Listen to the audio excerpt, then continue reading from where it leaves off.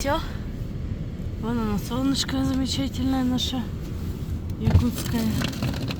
Простите. Вот оно. И дорога. Сейчас отлично видно. А утром было заметено, кстати, дорога на Луковку была сегодня 24 числа, сильно замело. Ну, я в танке, как мой муж говорит. Вот. В принципе, можно было проехать.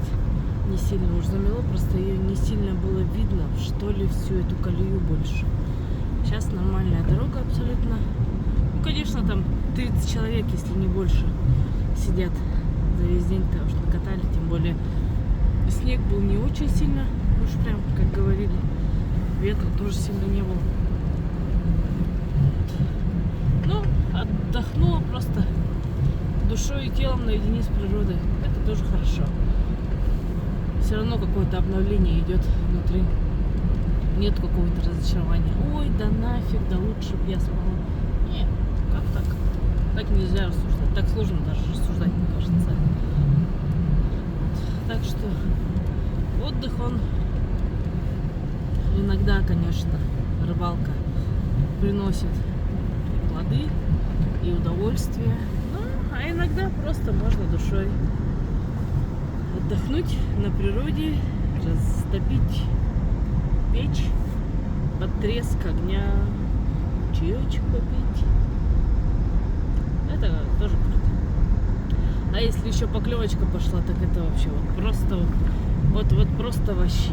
Я не знаю, какое это слово, но это просто дедушка Байнай, вот, прям спасибо, прям махтал настоящий. Но дедушка Байнай сегодня со мной не хотел общаться, сказал: балда ты, лучше бы ты спала бы. Вот. Потому что, в принципе, не нужно было ехать так, как, ну, во-первых, муж был против, мне пришлось настоять. А, во-вторых, ну, дорога была, я со зрением не сильно в ладах. Зрение слабенькое, не совсем, но, однако, есть свои нюансы, поэтому, в принципе, в плохую видимость я стараюсь не ездить. Но все как бы было против. Наверное, дедушка Байнай все-таки знал, что Манечка, спи, Манечка в танке. Так и получилось. Ну вот, как-то так.